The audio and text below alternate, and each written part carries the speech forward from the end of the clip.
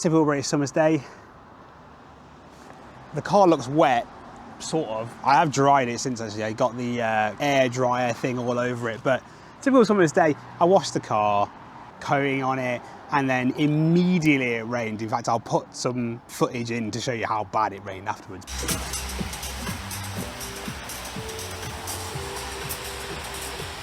But typical British summer's day. In fact, I probably should change these glasses out for sunglasses, but today I just wanted to introduce my car, which is the BMW X4M Competition.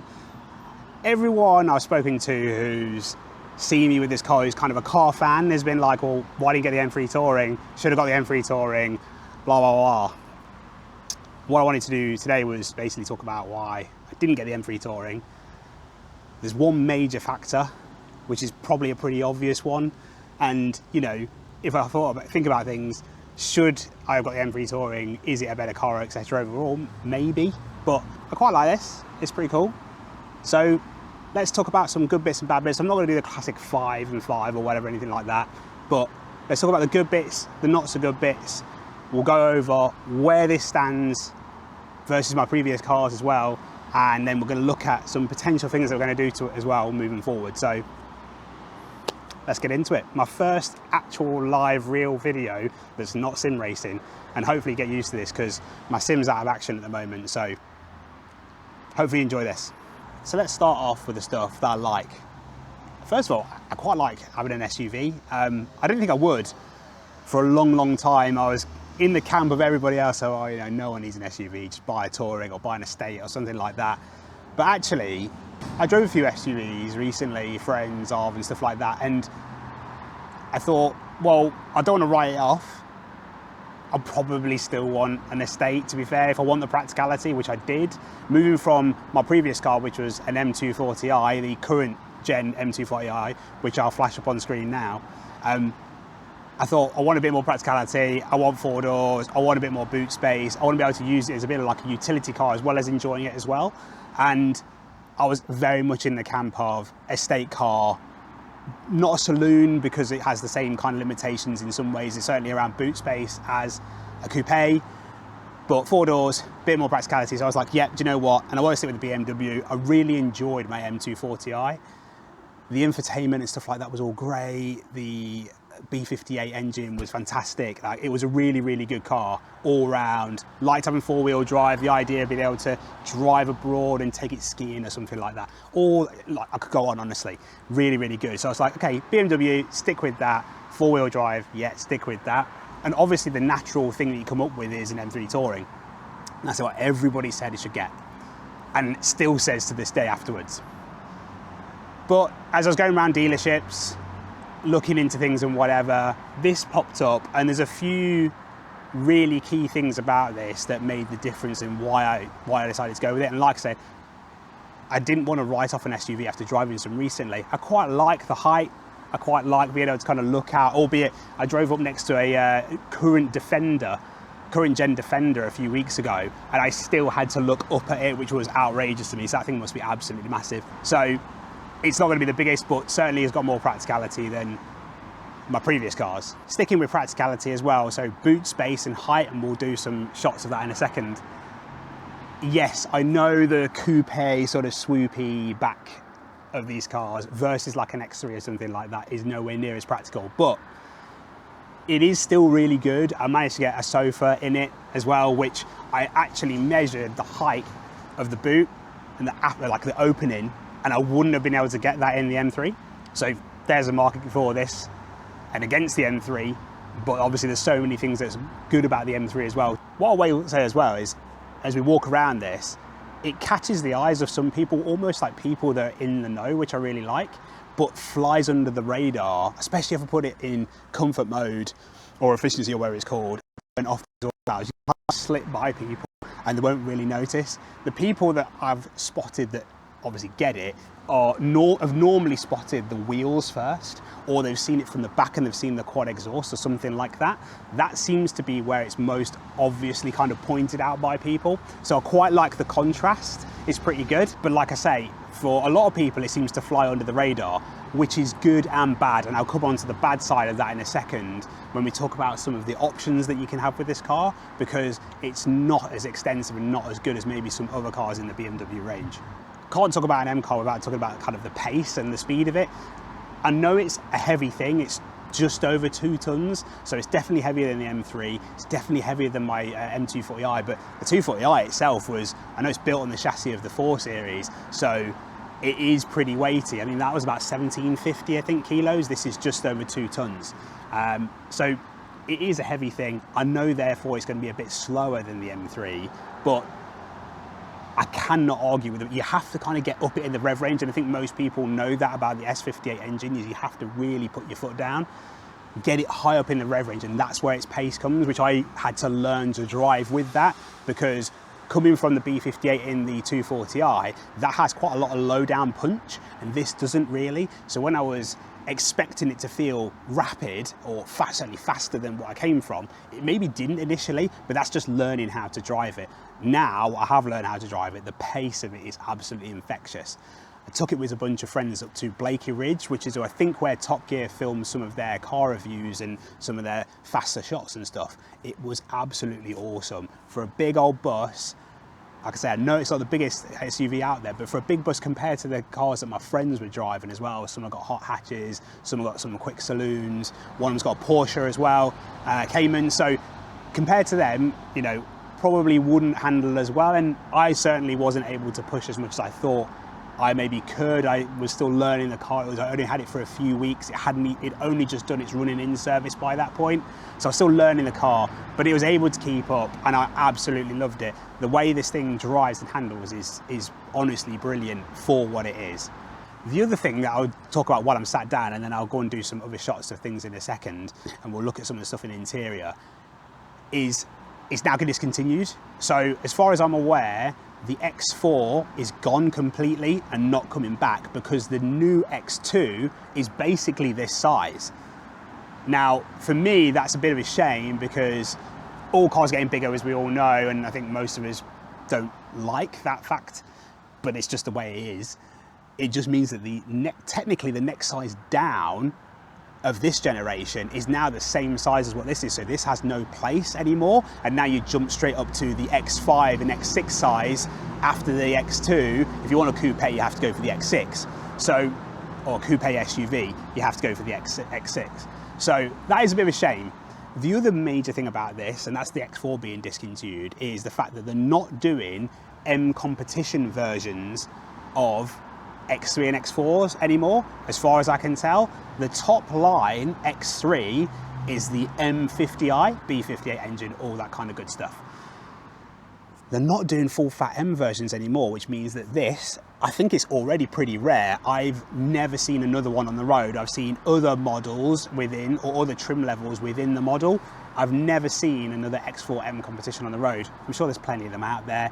In fact, there's still a few of them for sale and stuff, but they're rare enough, and now being discontinued, we're not going to get this again, which to me is, again, another good mark, and certainly means they're going to be a lot less common thing to see versus the likes of an M3 Touring, which I see a ton of around this area. I don't know what it is about here. Some nice cars around here, but I see quite a few M3 Tourings. In fact, I've seen 3 green ones, which is the colour I would have gone for. I've seen a grey one, a black one, and a red one. Kind of crazy. So this being discontinued and just generally rare is also another positive for me. I think the final thing to talk about as well is some bits on the interior. Now, my M240i, like I say, is a current gen one, and it's not a facelift, but at a point quite early on in the generation of car, they changed the interior from the iDrive 7, which has got the separate screen from the driver's display, to the full kind of curved, sweepy display that goes all the way across, the ultra widescreen sort of looking thing. I had the later version, so I had that sweeping screen, and it was great. Honestly, what I came from previously, it was a huge step forward. It was absolutely awesome. However, going from something where it was all buttons and a bit of a touchscreen to something that was that was maybe like 85% touchscreen, climate control things and stuff like that. I know everyone goes on about these sorts of things, but it does make a massive difference, and it's certainly something to get used to. I'm not opposed to it, but it's definitely something to get used to, and it does take a bit of a learning curve. And especially when you're driving, if you're driving with, do some spirited driving at pace, trying to do things like, turn on your heated seats and stuff like that, whatever, is a little bit more tricky. So I'm certainly not going to criticise it. It's just one of those things, it's the way things are going. I'm not massively against it or opposed to it.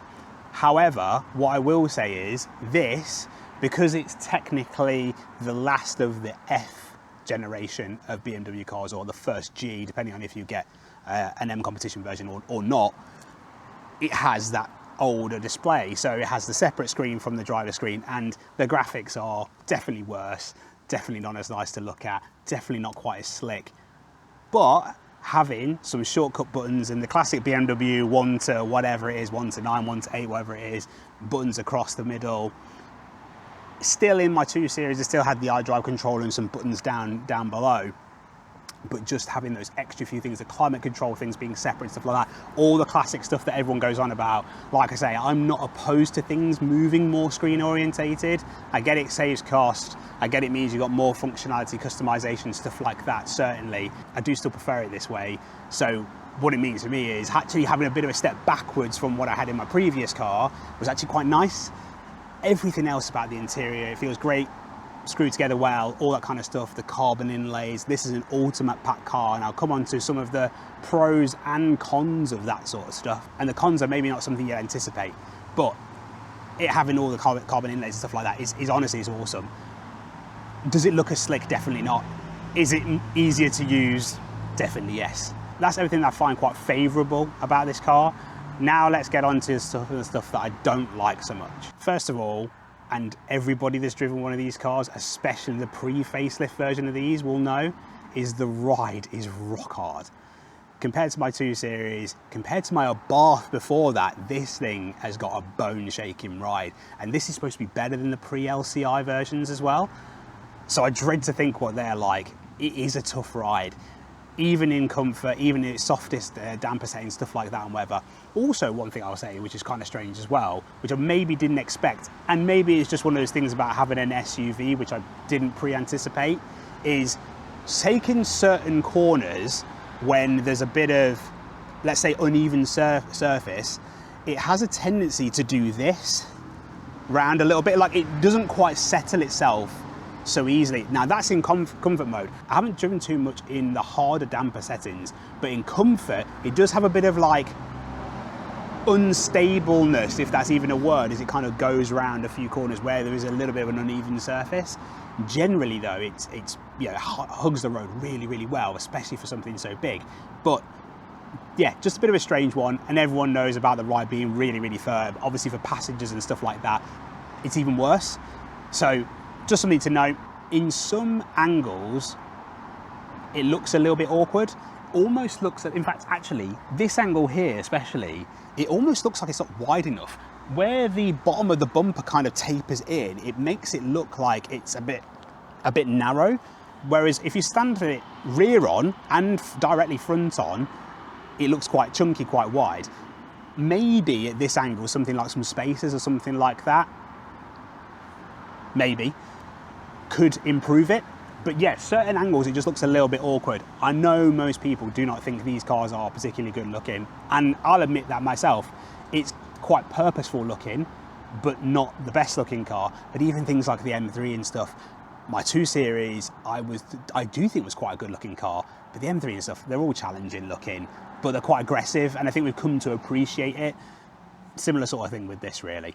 In the interior, there's no direct air conditioning on and off button, which seems absolutely insane to me.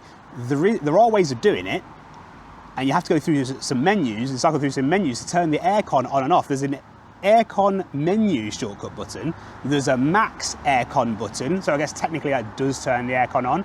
But if I just want aircon on the current fan setting I've got, I have to go through some menus, press that menu shortcut button do a bit of the iDrive scrolly or the touchscreen, and then find it, unless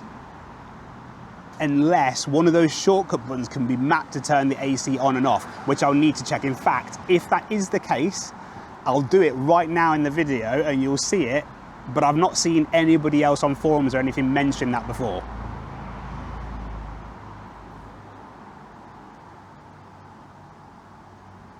And the final dislike is there's no M performance parts to this car. So this is an ultimate pack car. So it means it's got, as far as I can tell, all the options available, including the carbon spoiler, the carbon wing mirrors. But the gloss black bits here, the diffuser, stuff like that, aren't available in carbon from factory. You can't option them, you can't buy them as M performance parts afterwards, which seems really, really strange. I would have assumed, being, you know, the top of a line of a car and looking at things like the M3 and stuff, where you can change the diffuser and get additional kind of carbon inserts and carbon kidney grills and stuff like that. You might be able to get carbon kidney grills, actually, I'll fact check that. But certainly these parts around here, you can't change from factory. You have to go third party, which is such a shame. So speaking of third party and speaking of carbon bits, let's change that. Speaking of change, first, before I go and attempt to fit this, I'm going to get changed into something that's maybe not this.